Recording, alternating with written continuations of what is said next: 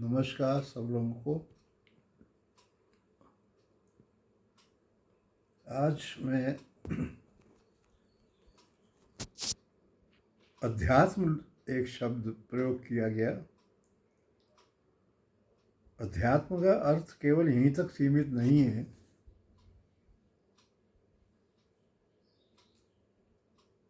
भागवत, रामायण, गीता, किसी ग्रंथ को पढ़ लिया, भागवत यहीं तक सीमित नहीं है। ये भी अथाह है, अनंत है।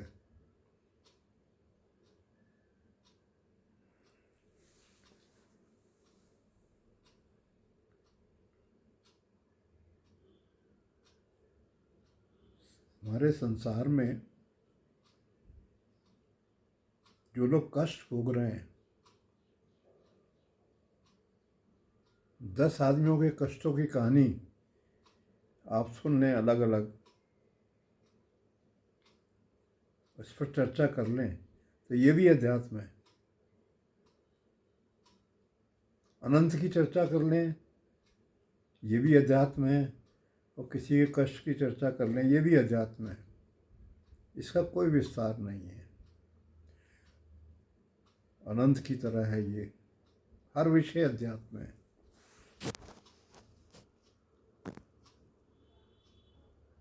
मुख्य बात यह है कि जीवन का गहरा दर्शन, जीवन को गहराई से समझने का प्रयत्न, इच्छा शब्द मैं यहाँ प्रयोग नहीं करूँगा। इच्छा अध्यात्म का विरोध करती है, इच्छा की अवस्था। वो लोग समाप्त होते जा रहे हैं, ख़त्म होते जा रहे हैं। और जीवन दर्शन अगर गहरा नहीं प्राप्त करेंगे लोग, तो आने वाला विनाश जो दिखाई पड़ रहा है हमें, ये और जल्दी आ जाएगा। अगर कुछ लोग, बहुत से लोग जीवन दर्शन की तरफ ध्यान दें, उसको गहराई से समझने की कोशिश करें, तो आने वाला विनाश टल सकता है, समय उसका बढ़ सकता है। लेकिन आजकल अर्थहीन बातें मैं यूट्यूब पे भी देखता हूँ। बहुत कम अर्थपूर्ण बातें दिखाई देती हैं, बहुत कम। और जिनका कोई अर्थ विशेष है नहीं, उसको पसंद करने वाले लोगों की संख्या बहुत है।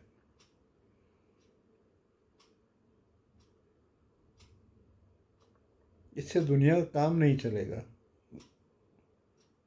लोगों को तो हौड़ ये है, यूट्यूब में लाइक्स ज़्यादा मिले, कुछ भी करने को तैयार हैं। अब ना जाने लाइक्स ज़्यादा मिलने से क्या फ़ायदा उनको होता है, क्या यूट्यूब कोई फ़ायदा देती है, यूट्यूब वाले जाने। लेकिन यूट्यूब का भी एक बहुत बड़ा कर्तव्य है कि संसार का हित अगर यूट्यूब नहीं सोचेगी तो क्या लाभ ऐसे यूट्यूब बनाने से। जो भी यूट्यूब को चला रहे हैं मालिक, उनको भी जीवन दर्शन की गहराई में जाने की आवश्यकता है।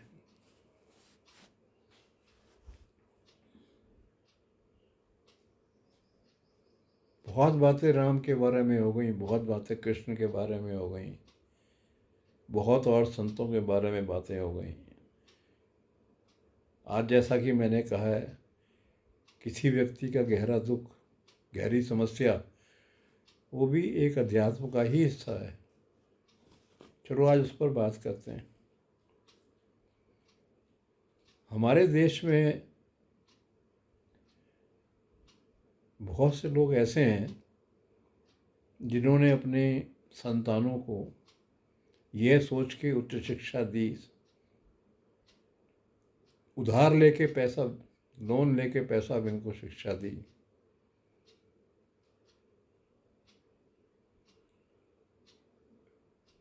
अच्छी शिक्षा प्राप्त कर ली उन्होंने, और देश छोड़ के विदेश चले गए। उनके माँ बाप बहुत प्रसन्न हुए कि हमारे बच्चे विदेश में हैं, विदेशों में सैलरीज या जो भी बेनिफिट्स हैं वो बहुत अधिक हैं। दुबई में चले जाइए आप, अमेरिका चले जाइए, तो उनको इतना अधिक पैसे का लाभ होता है। जो अच्छी संतानें होती हैं अपने माँ बाप को सहायता रूप में पैसा भी भेजती हैं।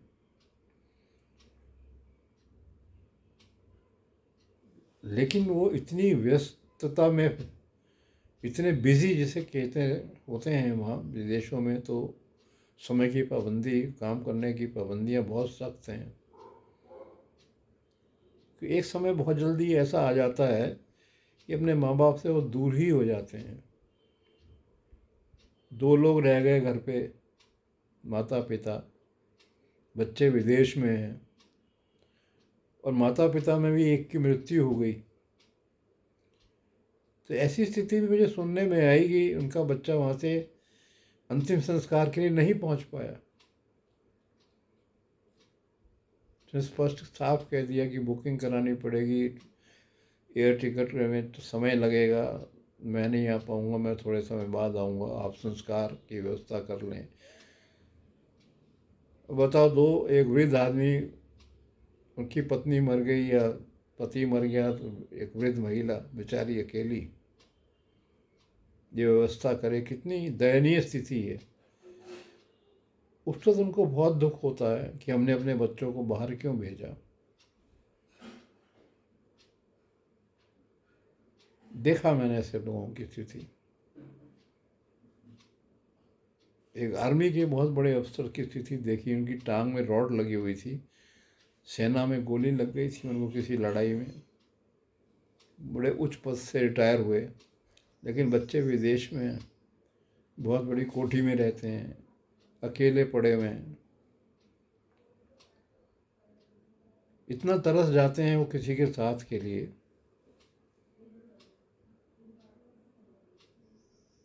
कि एक टैक्सी चालक, थ्री व्हीलर चलाने वाला, उससे भी उम्मीद लगाते हैं मेरे पास आके बैठ जाए, दो बातें कर ले। सच्ची घटना, एक सच्ची घटना पे है। मैं उस व्यक्ति को दिखा सकता हूँ, उसका सामने बैठा के कौन है वो जिसने मुझे बताया। यहीं मौजूद है, घर थोड़ी पास ही।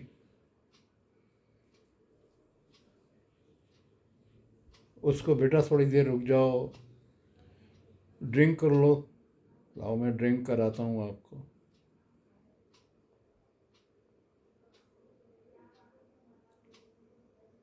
तो वो उनको कहाँ लेके जाता था, जब पोस्ट ऑफिस से कोई पैसा निकालना है, बैंक से पैसा निकालना है, बेचारे वो भी नहीं कर पा रहे हैं, खुद जाना पड़ रहा है जहाँ उनको साइन करना है बैंक में जाके। तो वो अधिकारी सेना के बहुत दुखी होके कह रहे हैं उससे कि मैं अपनी औलाद को एक पैसा नहीं दूंगा, अपनी कोठी भी नहीं देना चाहते, दुख सुख में वो काम नहीं आता मेरे। चल नहीं पाते थे ठीक से वो, उनको थ्री व्हीलर में भी उठा के बैठाना पड़ता था। ऐसे बहुत लोग और भी हैं। मेरा एक उदाहरण दिया छोटा सा मैंने,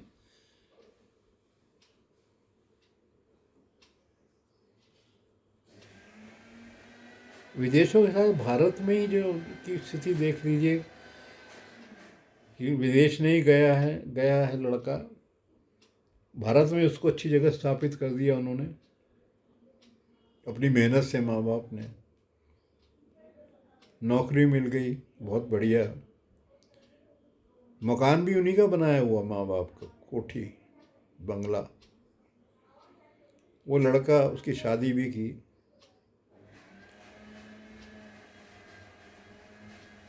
पत्नी को अपने सास ससुर अच्छे नहीं लग रहे, पत्नी कान भर रही है उस लड़के के कि तो हम पर बोझ बनते जा रहे हैं, हम अपने बच्चों को देखूं मैं या इनको देखूं। एक बात सामने आई कि वृद्धाश्रम में छोड़ आते हैं ज़बरदस्ती जाके उनको बेचारों को। साफ लड़का उनका अपनी पत्नी को नहीं समझा पा रहा है,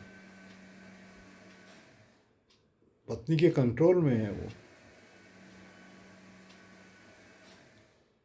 माँ बाप के कंट्रोल में नहीं है। अपने पत्नी के कहने पे अपने ही माँ बाप को वृद्धाश्रम में छोड़ आता है। अकेली माँ बेचारी, उसको वृद्धाश्रम में छोड़ आते हैं, पिता भी नहीं है। ये क्या हो रहा था? कितने गहरे दुख हैं। अध्यात्म में अगर अध्यात्म की सहायता से ये समस्या हल हो सके तो भागवत सुनने से भी ज़्यादा बेहतर है। भगवान कृष्ण ने तो कहा है, अगर लोगों को समझ नहीं है, भगवान कृष्ण ने तो बोला था अर्जुन को ये, अगर समाज सुखी नहीं है तो आप सुखी नहीं रह सकते। आपको सुखी रहना है तो पूरे समाज को सुख होना चाहिए, आपको जीने नहीं देंगे लोग। कृष्ण ने समझाया था अर्जुन को और कहा था तुम युद्ध भी इसीलिए कर रहे हो, इस समाज को सुखी करने के लिए।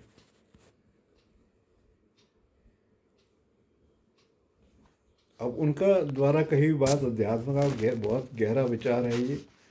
और ये आज अब देखते हैं, देखने को मिलता है, वृद्धाश्रम भरे हुए हैं, माँ बाप बेचारे आश्रम के सहारे हैं। पैसा है, पैसे की कमी नहीं। कई जगह तो ऐसा भी है कि मकान माँ बाप के नाम पर है और खुद वृद्धाश्रम में उनको छोड़ दिया गया और मिलने भी नहीं जा रहे हैं बहू और बेटा। समय नहीं है, अपने बच्चों की एजुकेशन है, हमारी अपनी समस्याएं हैं।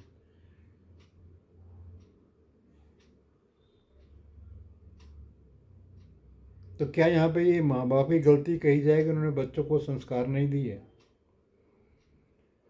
क्या ऐसा तो नहीं कहीं कि माँ बाप ने बच्चों को खुद ही ऐसी शिक्षा दी हो कि ऐसा काम धंधा करो जिसमें खूब पैसा आए, ऐसे लालच उनके मन में भरे हों? उनकी भी गलती हो सकती है, फिर बाद में खुद ही भोगना भी पड़ रहा है।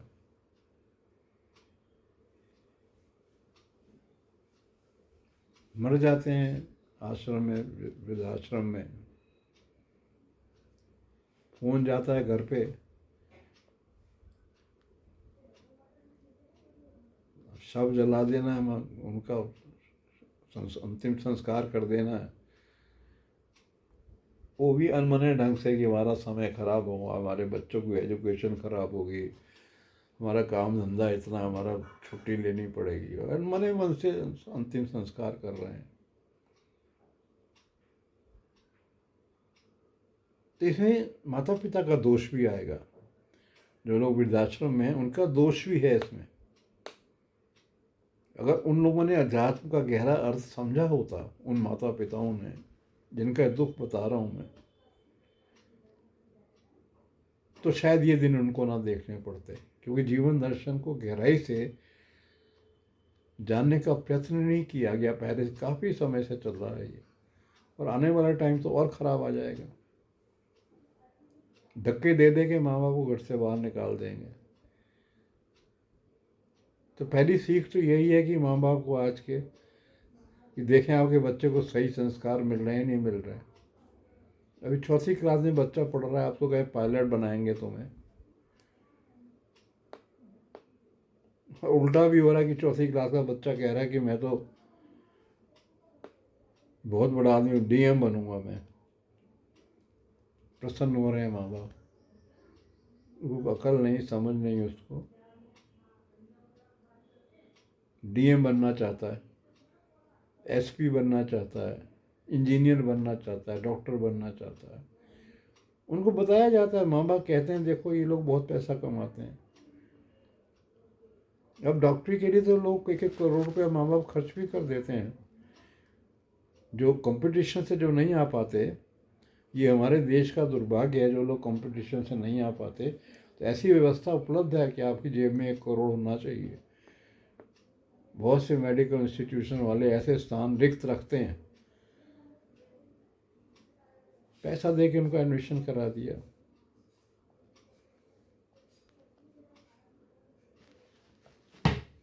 अब वो चाहे उनकी परसेंटेज 40% क्यों ना हो, एडमिशन देने वाले ने तो आपके पैसे को देखना।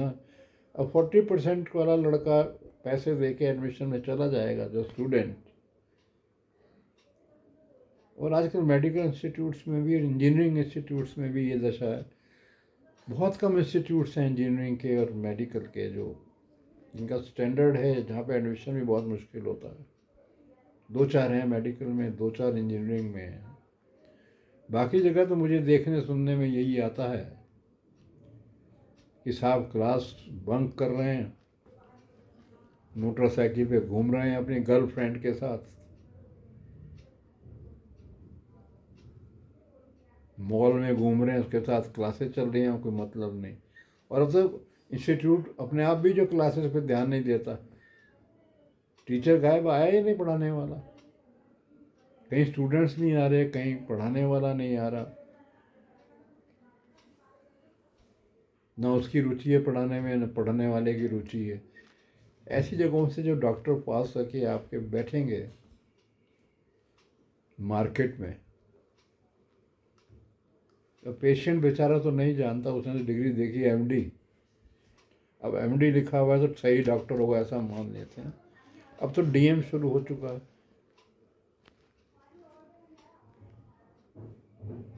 जो अपवाद मैं कह रहा हूँ, जो अच्छे इंस्टीट्यूट्स हैं इंजीनियरिंग में भी मेडिकल में भी, सही डॉक्टर्स निकलते हैं वहाँ, क्योंकि वहाँ के डीन्स और डायरेक्टर्स इस बात का विशेष ध्यान रखते हैं।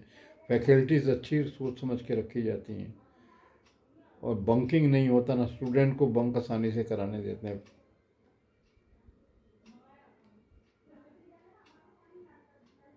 अच्छे लोग भी आते हैं। तो ये भी अध्यात्म का विषय है कि कैसे चलाएंगे देश आप।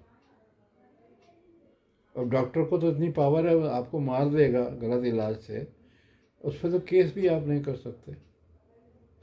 अगर आप केस कर भी देंगे तो मेडिकल एसोसिएशन बचाएगी उसको।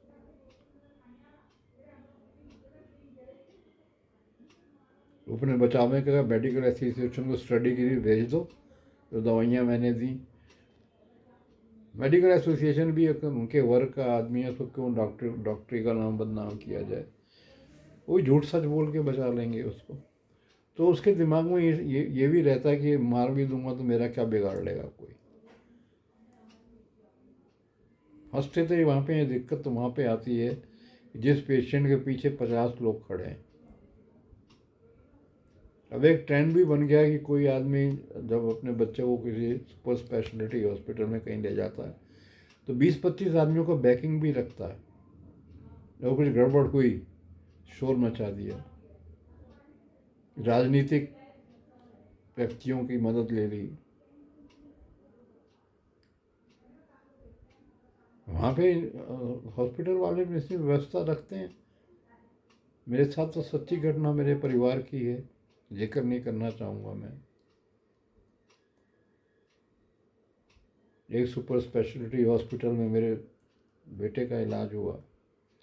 जिस सब्जेक्ट पे इलाज कर रहे हैं वहाँ को डॉक्टर ही नहीं है उस सब्जेक्ट का, सुपर स्पेशलिटी हॉस्पिटल में। मृत्यु हो गई थी उसकी। आरटीआई से मैंने पूछा था, हॉस्पिटल से, कोई जवाब नहीं आया। फिर मैंने स्टेट के जो टॉप मेडिकल हेल्थ डायरेक्टर उनको लिखा, उन्होंने एक औपचारिकता निभा दी, उनको पत्रों को आगे फॉरवर्ड कर दिया। आज 2 साल 3 साल होने को जा रहे हैं, सब ठंडी फाइलों में ठंडे बस्ते में पड़े हैं। आप हार्ट का इलाज कराने जा रहे हैं, हार्ट का डॉक्टर नहीं है।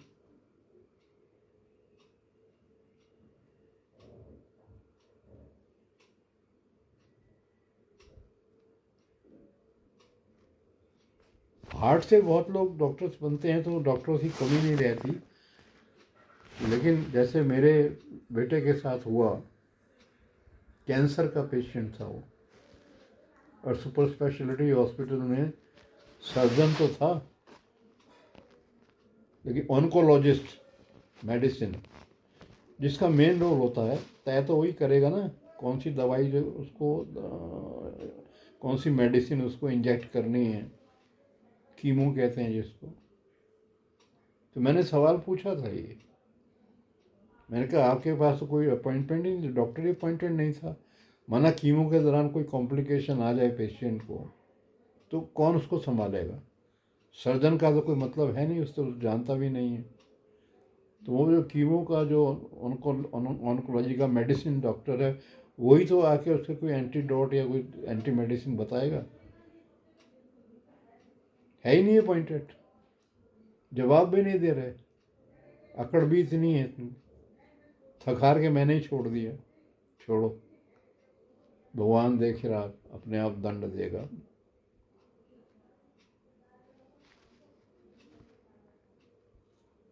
तो जीवन दर्शन को जो मैं कह रहा हूँ, गहराई से ना जानने के परिणाम है, दुष्परिणाम ये। आजकल तो डॉक्टर के पास जाते हुए भी डर लगता है कि ये इलाज करके जिंदा भी रखेंगे या नहीं रखेंगे। मैं अपना ही केस एक बताता हूँ। देहरादून का टॉप डॉक्टर,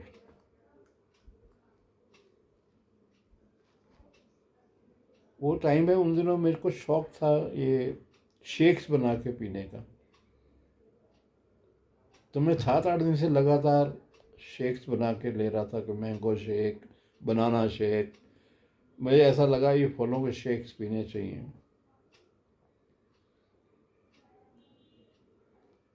तो डॉक्टर ने एज यूजुअल उन्होंने टेस्ट सब लिख दिए, उसमें उसमें भी शुगर टेस्ट भी लिखा। उस डॉक्टर ने मेरे से एक बार भी नहीं पूछा कि आपकी जो शुगर ये बढ़ी है ज़्यादा, कहीं आपने कोई मीठी चीज़ तो ज़्यादा दिन नहीं खाई? नहीं, कोई मतलब नहीं। टॉप डॉक्टर है वो। उसने उठा के सुबह शाम शुगर की टैबलेट्स मेरे लिए लिख दी। पहले मैं गोली खाता था रूटीन में, वो भी उसी की लिखी हुई थी।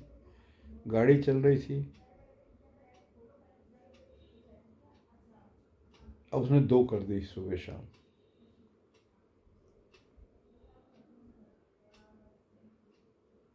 अरे भैया, आप किसी को 2 गोली दे रहे हैं? मुझे मेडिसिन का नाम मालूम है कौन सी देते हैं, ग्लाइकोमेट नाम से कोई दवा यूजुअली देते हैं। तो पहले दिन ही जब मैंने दूसरी दवा शाम को ली तो बिस्तर पे बेहोश हो गया मैं। अच्छा तो बिस्तर पे बैठा हुआ था, चल रहा होता तो गिर जाता, हाथ पैर भी टूट जाता। तो मैंने बिना उस डॉक्टर से पूछे, मैंने कहा डॉक्टर से बात करना बेकार है, टॉप गोल्ड मेडलिस्ट और गुड इंस्टीट्यूट।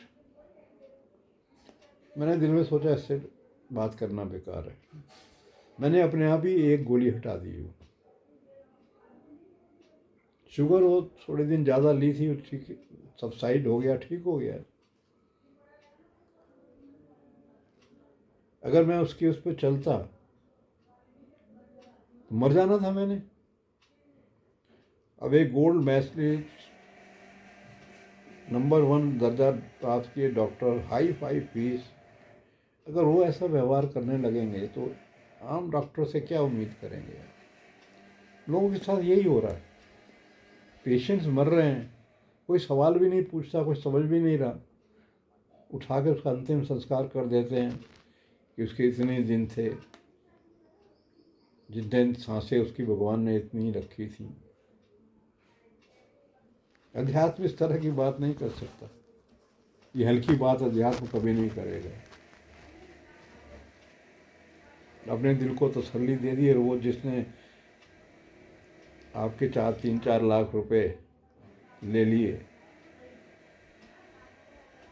उसका तो और हौसला पड़ेगा। यहाँ तो किसी को गलती से मार भी दो तब भी पैसे मिल जाते हैं, और होता ब्लैक काला हो चुका है। इंजीनियरिंग का भी यही दशा है।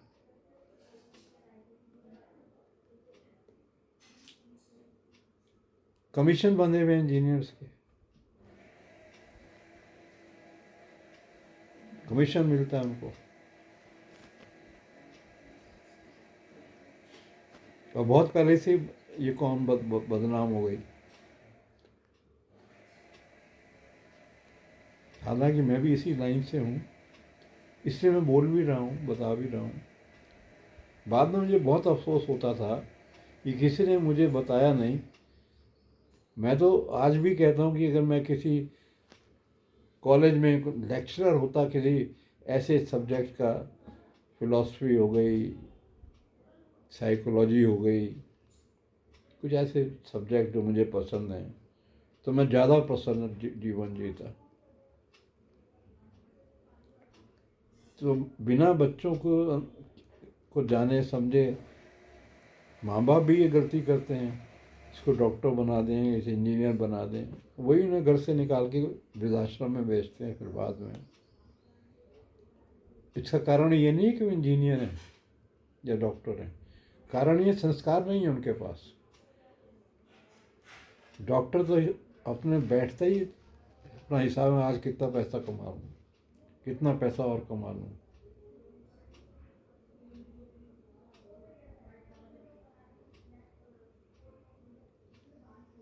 मेरा बेटा बीमार था एक बार, जो उस डॉक्टर का अलायंस था, वो भी टॉप डॉक्टर जिसकी बात कर रहा हूँ मैं, उन्हीं के हाल बता रहा हूँ। उनका किसी हॉस्पिटल से अलायंस था, उनके जूनियर से कोई चलाते थे तो डरते भी थे उनसे, तो अपने पेशेंट को उसके यहाँ एडमिट करा देते थे। तो ऐसे मेरे बेटे के साथ भी हुआ, उसको भी एडमिट कराया। तो उसका इंश्योरेंस कार्ड था उसके पास, तो उन्होंने जो बिल बना के दिए तो उसमें डॉक्टर के भी साइन होते हैं। हम इतने पुराने पेशेंट उनके पास गए कि साहब ये इंश्योरेंस को भेजना है, इस बिल पे ज़रा साइन कर दीजिए वहाँ के हॉस्पिटल के। करोड़ों रुपए की प्रॉपर्टी रखने वाला है डॉक्टर।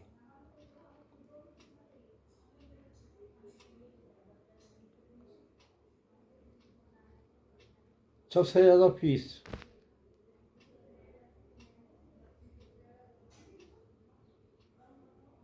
सुबह से 10 बजे से लेके शाम के 9 बजे तक पैसा ही पैसा आ रहा है।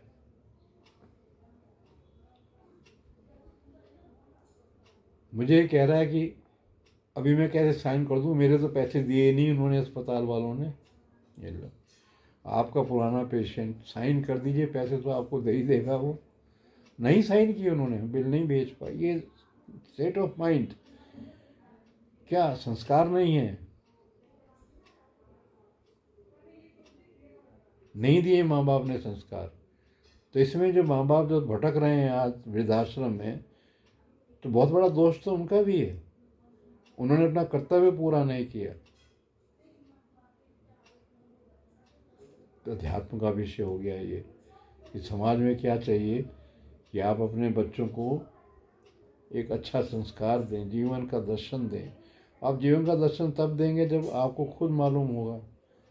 अब मैं ये सब जो बातें लिखता हूँ, बोलता हूँ, बोर करती हैं लोगों को। लोग इन चीज़ों से बोर हो जाते हैं, क्योंकि जो इसे पढ़ने वाले हैं वो संस्कारहीन हैं, उनको संस्कार नहीं मिला अपने माँ बाप से। हल्की फुल्की बातों पे जो है उनके जो है, मैं तो एक जगह फेसबुक में देख रहा था, एक एक्टर का फोटो, माने जाने एक्टर का फोटो, हमारे देश में अमिताभ बच्चन हैं, धर्मेंद्र हैं,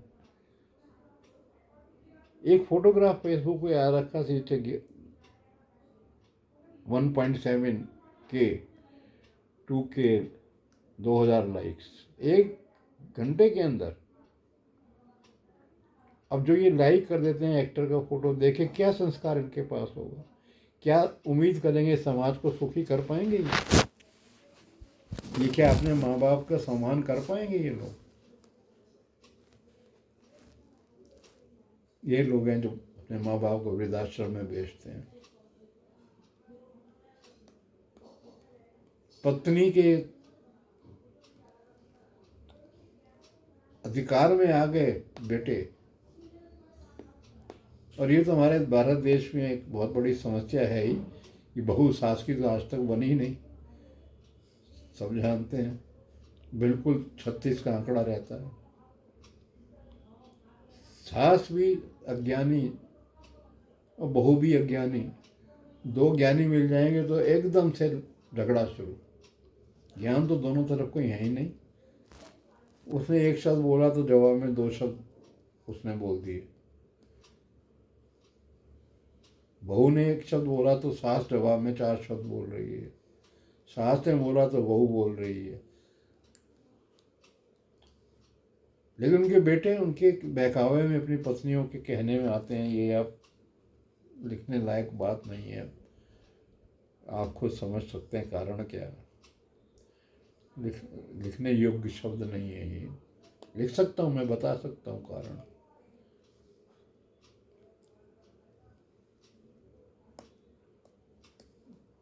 ऐसे ही घर के पास का किस्सा, शादी हुई नहीं, बाप को घर से निकाल दिया।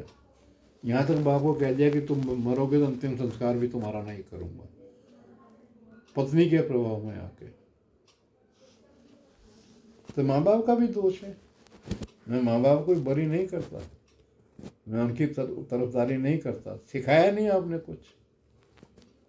और जब आपको रोना पड़ रहा है तो आप गाली दें अपने बच्चों को, कुछ करें, आपकी समस्या हल तो नहीं होती। प्रेम नहीं किया आपने, हृदय से प्रेम नहीं किया। तो मेरा कहने का ये है कि बहुत दुविधा में लोग और बहुत कष्ट की हालत में लोग हैं। तो भगवान कृष्ण की वही बात दोबारा दोहराता हूँ, समाज सुखी नहीं है तो फिर आप भी सुखी नहीं रह सकते। कई डॉक्टर्स ने मार खाई है, पिटे हैं, भीड़ की भीड़ आई, डॉक्टर के कपड़े उतार दिए, पिट गए। पहले भी मैंने लिखा है एक बार कि आजकल तो जो बहुत कमाते हैं डॉक्टर अलग से पैसा भी रखते हैं समझौतों के लिए। किसी मरीज के साथ गलती कर बैठे, झगड़ा हो गया, तो अपना पूरा बचाव करते हुए भी कि आदमी को हमने तो सही इलाज किया, सब कुछ सही किया, तब भी पेशेंट मर गया, बताइए हम क्या कर सकते हैं। फिर भी चलिए आपको दुख हो रहा है तो निकाल के बंडल पैसों का दिया, मामला शांत किया। उसको देने में दिक्कत क्या है, कमा भी तो ऐसी रहे हैं वो। मैंने तो हमारे परिवार के डॉक्टर से हैं, हमारे परिवार, मैंने तो उनसे स्पष्ट कहा, सेवा भाव से डॉक्टर की पेशेंट की सेवा नहीं करोगे तो सुखी नहीं रहोगे। नोट कर लो मेरी बात। मेरे परिवार में जो रिश्तों में जो डॉक्टर्स हैं, सर्जन्स हैं, मैं उनको बोलता हूँ, कभी मुलाकात होती है, अगर आप किसी मरीज की सेवा भाव से सेवा नहीं करोगे, उस भाव से उसको नहीं देखोगे, पैसा तो आप कमा लोगे, अहंकार भी आपको बहुत आ जाएगा, सुख नहीं मिलेगा, सुखी आप भी नहीं रह पाओगे। माना उन्होंने इस बात को, कहा हाँ ये बात तो हमें भी लगता है, ऐसा ही होता है। तो क्या फर्क, डॉक्टर बन गए, इंजीनियर बन गए, साइंटिस्ट बन गए, जीवन दुखी का दुखी, माँ बाप दुखी, आस पड़ोस के लोगों को भी दुखी करते हैं लोग।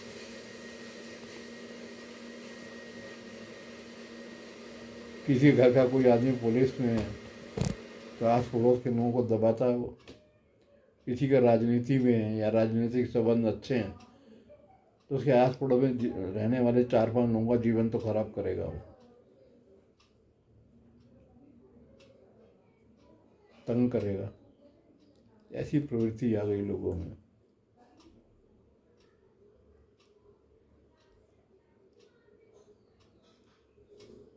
मैं तो घर के अंदर रहना ही पसंद करता, मैं रिटायर्ड हूँ, मैं, मेरा कोई जॉब नहीं है, पेंशन से रहता हूँ। मैं तो घर से बाहर निकलना भी पसंद नहीं करता।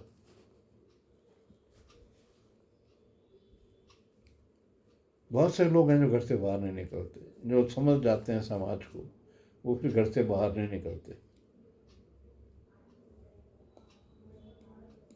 कम निकलते हैं, बहुत ज़रूरी जब होता है बहुत।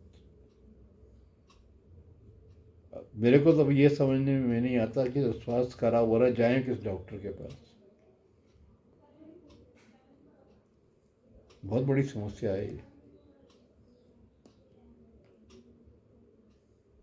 और डॉक्टर तो आपका रोग समझ रहे नहीं है इसको, ये चीज़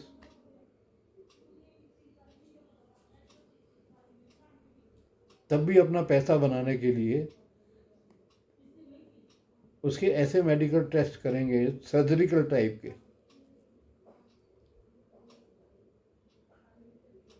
बन गए उनके 15, 20, 25 हज़ार, 50 हज़ार।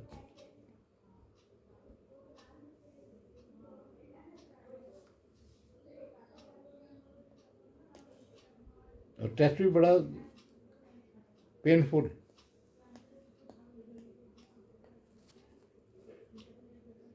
डॉक्टर्स लोग समझदारी से काम करें, ठीक से पढ़ाई, ठीक से डॉक्टर पढ़ते ही नहीं है अपनी क्लास। मैं तो कह रहा हूँ, मैं तो जानता हूँ इस बात को। अपनी फ्रेंड्स उनको बन जाती हैं, गर्लफ्रेंड बॉयफ्रेंड, बाज़ारों में घूम रहे हैं, पिक्चर देखने जा रहे हैं, क्लास बंक कर रहे हैं। अब ये लोग ऊपर से एजुकेशन जो है उनकी कोई स्टैंडर्ड की नहीं, जिस बेस पे वो आए हैं, वो कर पाएंगे किसी गंभीर बीमारी का इलाज? एक केस मैंने पहले बताया था, 75,000 रुपये महीने की दवा खिला रहे हैं 8 साल से। पेशेंट वहीं का वहीं है, जो बीमारी लेके गया था। 8 साल तक उसी स्थिति मैंने अपनी आंख से देखा, पड़ोस में ही। उसके हाथ पैर काम नहीं करते थे, चल नहीं पाता था। 8 साल से तुम इलाज कर रहे हो, इतनी महंगी दवा खिला रहे हो। शर्म आनी चाहिए ऐसे डॉक्टर को कि पहले दिन उसकी उंगली नहीं हिलती थी, 8 साल बाद भी उसकी उंगली नहीं हिल रही थी। आपने इलाज क्या किया? और मूर्ख वो पेशेंट है। पेशेंट भी तो मूर्ख है। डॉक्टर बहुत बड़ा नाम, उसका बहुत बड़ा, एक अंधविश्वास लेके बैठे हुए हैं कि इसी को दिखाना। पैसे की उनके पास कमी नहीं। जाइए किसी और विज्ञान का सहारा भी लीजिए। होम्योपैथिक है, आयुर्वेदिक है। जब नहीं एक डॉक्टर इलाज कर पा रहा तो एक ट्राई करें, दूसरे दूसरे विज्ञान की सहायता भी लें। जब कुछ होना ही नहीं तो इससे अच्छा इलाज ही ना करें, घर पे ही पड़े रहें। जब होना ही नहीं है इतना खर्च करके भी। मृत्यु हो गई उनकी, बहुत दुख हुआ मेरे को। बहुत मित्र थे मेरे, रिश्तेदार उनके जो है, क्योंकि जो 75,000 की दवाई खा सकता है पैसे वाला तो होगा ही, कहने की आवश्यकता नहीं। रिश्तेदार आ गए, वो कोई दुख में नहीं आए, वो इसमें आए कि अभी ये मर रहे हैं। पत्नी को उनकी कैंसर हो गया था, इन्हीं पेशेंट के। अब रिश्तेदार जो पहले कभी आते ना आते हैं वो आ गए। अब उनकी नज़र इस बात पे है कि इनके मरने के बाद तो इनके पास बहुत कुछ है, बैंक में बहुत कुछ है, बैंक में पैसा बहुत है,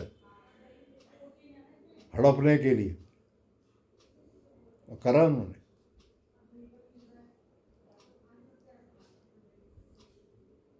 ले लिया सब कुछ।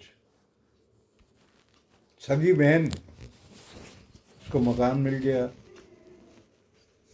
उनकी कार थी, वो सगी बहन ने हड़प ली। पत्नी की तरफ के रिश्तेदार थे, पत्नी उनको ज़्यादा प्रिय थे, वो उसने अपनी प्रॉपर्टी कुछ हिस्से उसको दे दी। सब लुटेरे आ गए। लेकिन डॉक्टर उनका इलाज नहीं कर पाया, तो वो भी लूट हो गई, डॉक्टर की भी लूट हो गई। तो माना जाना डॉक्टर उसकी, इसका न्यूरोलॉजिस्ट है कोई, देहरादून का सबसे टॉप माना जाना। तब कहाँ जाए आदमी? ये समाज की दशा है।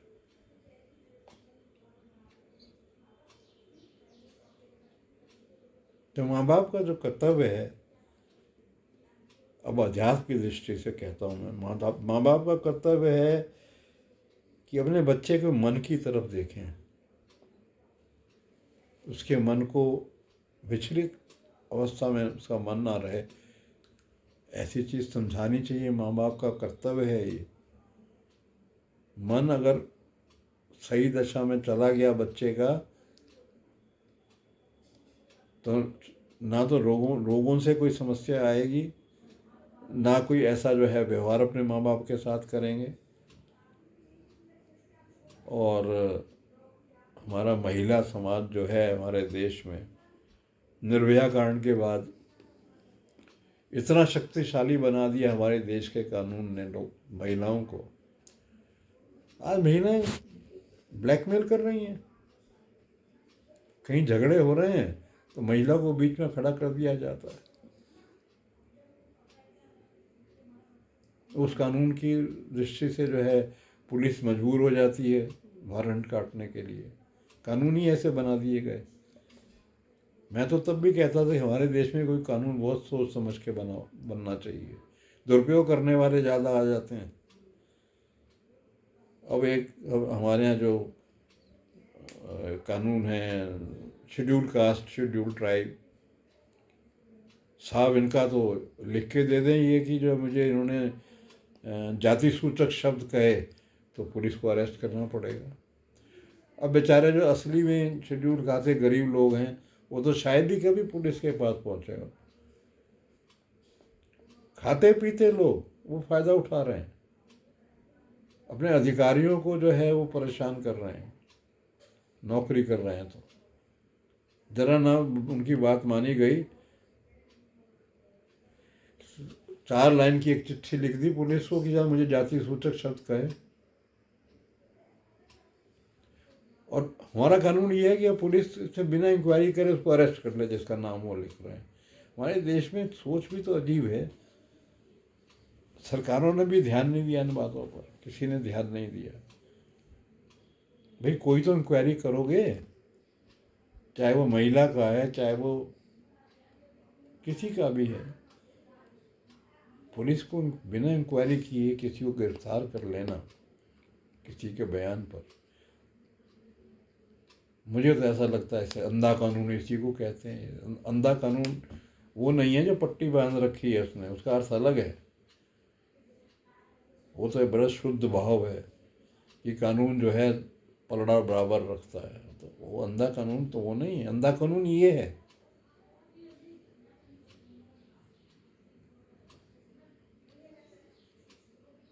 सड़क पे कोई महिला, मैंने एक अपनी आंख से देखा बहुत साल पहले, बड़ा दुख हुआ मेरे को देख के। एक बेचारा बुजुर्ग व्यक्ति साइकिल पर जा रहा था, एक जवान लड़की, तो महिला भी नहीं कह सकते, हाँ लेकिन 28-29 साल की उम्र कह सकते थे उसकी, लग रही थी। वो बेचारा साइकिल चला रहा था धीरे धीरे पीछे, तो उसकी साइकिल टच कर गई पीछे उसके। मैं भी साथ ही साथ वहीं खड़ा हुआ था।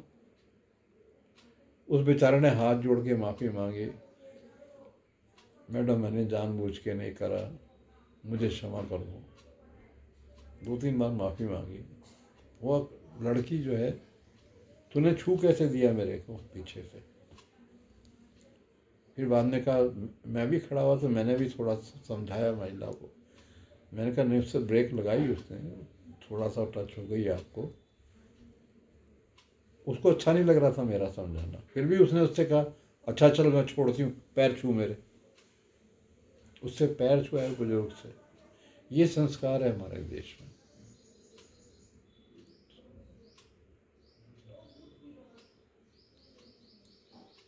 तो ऐसे विकास से क्या मिलेगा आपको? जो विकास की बात कर रहे हैं,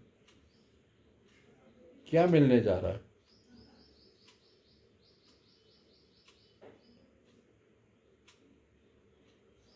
आरटीओ के यहाँ जो गाड़ियों वाला जो एक अधिकारी होता है, क्लास 2 क्लास 1 अफसर भी तो क्लास 4 होंगे। वो दलालों का झुंड है वहाँ पर साहब। आजकल लोग अधिकारी कर्मचारियों से बात नहीं करते। दलालों के बड़े बड़े उनके घरों पे ऑफिस खुले हुए हैं। आजकल तो आपका सारा काम गाड़ियों का दलाल कराते हैं। अब दलाल अपने पैसे भी लेगा और वहाँ जो उसने देने हैं वो भी लेगा, और उनके लिए और कर्मचारियों अधिकारियों के लिए और अच्छा है, क्योंकि दलाल को तो पहचानते हैं, उनका रोज़ का बातचीत है। और नया आदमी कोई पैसे दे भी नहीं सकता, दे के अपना काम कराएगा तो डरेंगे भी वो।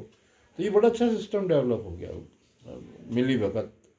दलाल के पास जाइए, पर्ची सरकार की कट रही है 700-800 रुपये की उस काम की, खर्चा आ रहा है उसका 15,000। क्या ऐसी व्यवस्था हम नहीं पैदा कर पाए?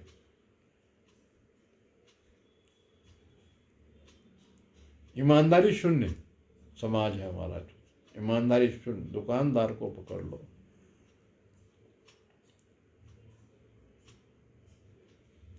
हलवाई की दुकान को देख लो, मिठाई की दुकान को देख लो, दो चार अच्छी हैं अपवाद। मैं हमेशा कहता हूँ, जितना भी मैंने कहा है अब तक, ऊपर भी जितना मैंने कहा है, अपवाद तो अच्छे लोग हैं जो पैसा दाम ज़्यादा हैं लेकिन चीज़ भी आपको ठीक दे रहे हैं, तो हम बेईमानी नहीं कर रहे। ऐसे लोग हैं, ऐसे डॉक्टर भी हैं, ऐसे इंजीनियर भी हैं, लेकिन कुछ जगहें तो ऐसी हैं जहाँ पे ऐसे लोग हैं ही नहीं। जैसे RTO का उदाहरण दे रहा हूँ, तो दलाल बीच में एक वॉल है, आपने उस वॉल को पार करके वहाँ जाना ही नहीं है जहाँ आपका काम हो रहा। अब दलाल जो पैसे मांग रहा है आप दे रहे हैं।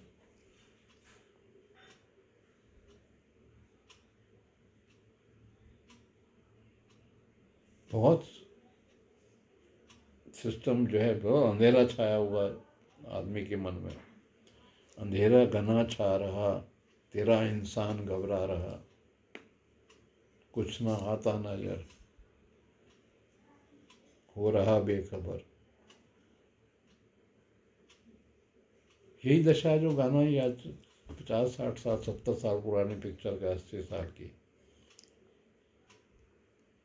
आज बिल्कुल ऐसा स्पष्ट लागू होता दिखाई दे रहा है कि ठीक कह गया वो 70 साल पहले जो पिक्चर बना गया। बहुत सही गाना लिखा उसमें, पिक्चर का नाम मुझे याद नहीं।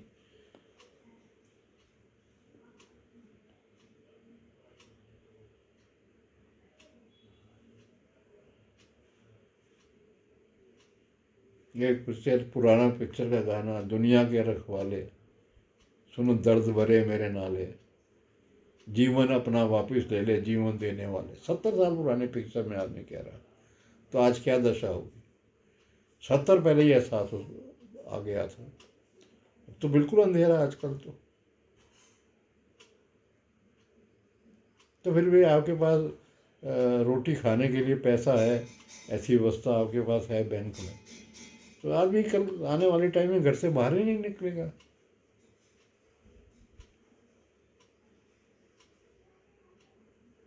जाम सड़क पे, गाड़ियां जितनी मर्जी बेच लो, खुले हैं, सारी पूरी छूट है। हर साल दीपावली पे, धनतेरस पे एक लोड आपके ऊपर आने वाला है।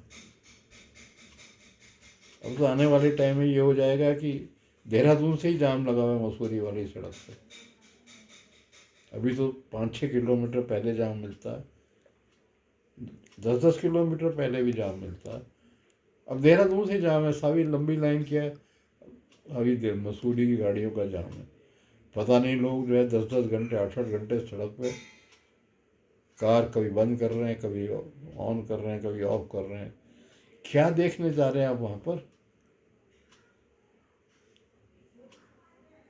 पर्यटन? पर्यटन का अर्थ ये थोड़ी है। पर्यटन का अर्थ तो है जीवन में सुकून, शांति, इसके लिए आप निकले हैं।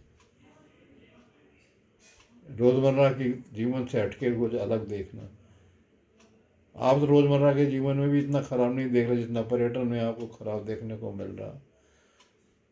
एक बार जब मसूरी चला जाता होगा दिल्ली से, वो से अगली बार नहीं आएगा वो।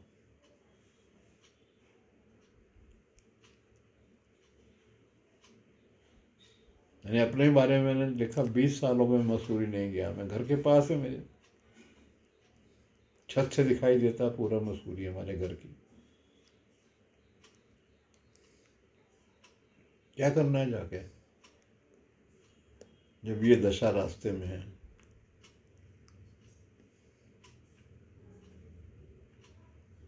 कैंपटी फॉल है वहाँ पे हमारे यहाँ। कभी गर्मियों में जाके देख लीजिए, जो 2 किलोमीटर का जाम तो है ही है पहले। फिर भी आदमी के अंदर इतना अट्रैक्शन है, पानी देखेंगे, वहाँ झरना देखेंगे, नहाएंगे, इतना अट्रैक्शन अंदर है, वो आपको दौड़ा रहा है। तो मैंने जो अट्रैक्शन पे जो बातें लिखी हैं, संसारिक अट्रैक्शन है, माया का, इसी को मैंने माया कहा है। ये माया जो आपको खींचती है, आप दुखी होते हैं, आप सुखी होने के लिए निकले, दुखी हो के आए। ये आज का परिचय, आज के समय का। सुख मिल ही नहीं रहा कहीं भी, हताश है। कुछ लोग तो फिर ठीक है शराब पीने बैठ जाते हैं, घर पे शराब पीते रहते हैं। क्या उनकी बुराई करें फिर? एक दृष्टि से ठीक ही कर रहे हैं, चलो और कुछ नहीं तो शराब पी लो, पैसे पास में तो दिन में भी पी ली, सुबह भी पी ली, थोड़ी सी शाम को भी पी ली। मैं तो एक दृष्टि से कहूँगा कोई गलत नहीं कर रहे हो।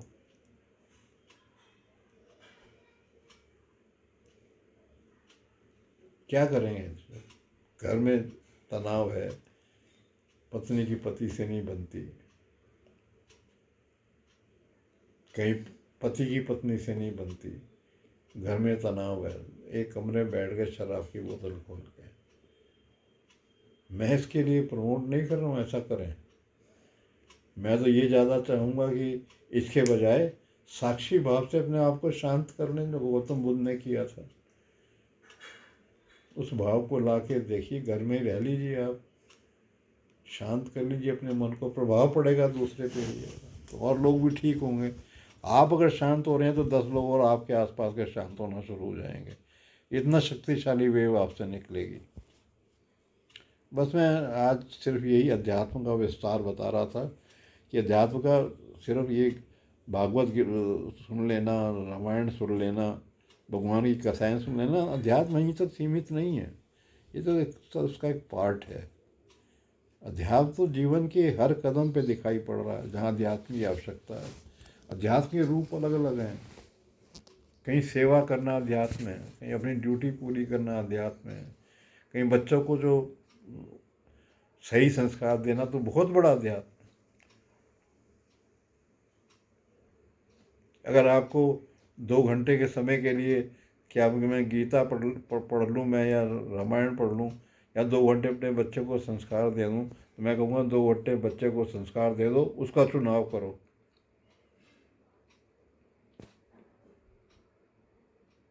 वो आपका बच्चा जो है शहर के अंदर जाता है, वो कैसे कैसे संस्कार लेके आता है, उससे बचा रहे, संस्कारित करो उसको।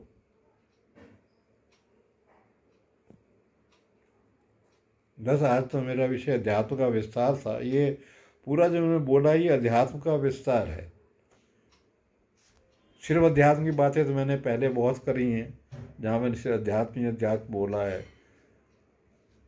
लेकिन ये संसार में भी अध्यात्म कैसे प्रवेश कर रहा है, संसार की समस्याएं भी अध्यात्म का ही एक हिस्सा हैं। संसार के कष्ट दूर कर रहे हैं तो अध्यात्म का ही एक हिस्सा है। कृष्ण ऐसे ही थोड़ी कह गए अर्जुन को कि संसार सुखी नहीं है तो आप भी सुखी नहीं रह सकते, कितनी भी कोशिश कर लें। आपके पड़ोस में 10 लोग रह रहे हैं और दुखी हैं, आपके पास अगर कोई दिक्कत, कोई कमी नहीं है, आप सुखी नहीं रह पाए, कोई ना कोई समस्या आपको आएगी। वही लोग समस्या आपके लिए पैदा करेंगे। अगर आपके पड़ोस में इतने गरीब लोग रहते हैं कि वो चोरी करने तक की ज़रूरत पड़ जाती है, तो डाका फिर आपके घर ही पड़ेगा। आप मन से क्यों नहीं इच्छा करते कि वो लोग भी ठीक से अपने रोज़ी रोटी कमा सकें? ऐसी इच्छा लोग करें, सहायता करें उनकी, वहाँ काम कर लो, वहाँ काम कर लो, ये कर लो। कहीं आपके पास देने लोग अगर पैसा है तो किसी की सहायता कर दें, किसी को छोटा सा काम खुलवा दें। अपने अमीर रिश्तेदारों को तो लाखों रुपए, करोड़ रुपए दे देंगे, लेकिन एक गरीब आदमी की ठेली का पैसा नहीं देंगे, ठेली उसको खरीदो। बहुत से गरीब हैं बेचारे, को ठेली लकड़ी बनवा के दे दी, लगा ले कहीं पर जाके, सब्जी बेच ले, फल बेच ले, वहाँ सहायता नहीं करेंगे। अपने करोड़ोंपति रिश्तेदारों को मदद करने के लिए बड़ी बड़ी रकम देने को तैयार बैठे हैं लोग। मूर्खताएं,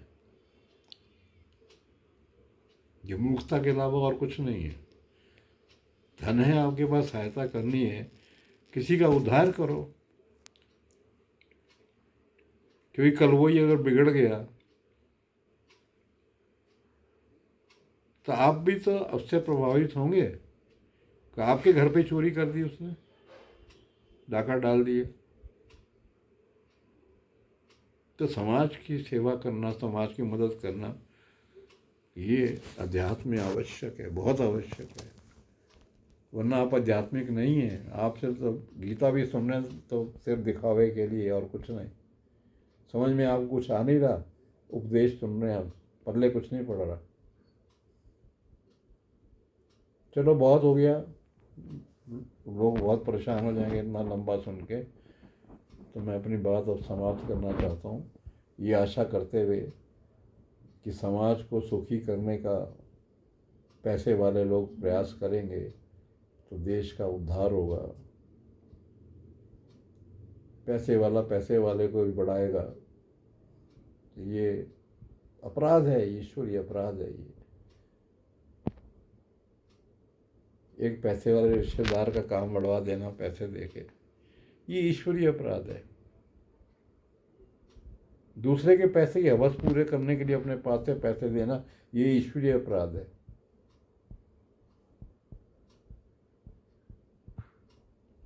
आपके पाप में जुड़ेगा ये, आपके खाते में पाप के रूप में लिखा जाएगा ये।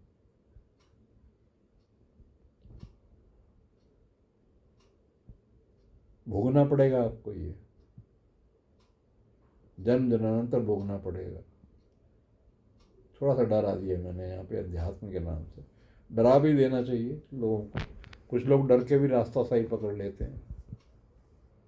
आप जो जितने गलत काम करते हैं आपका खाते में लिखे रहते हैं। ये अनंत आकाश में सुपर डुपर कंप्यूटर है ये, हर चीज़ चढ़ जाती है इसमें, लौट के आती है आप पर वो।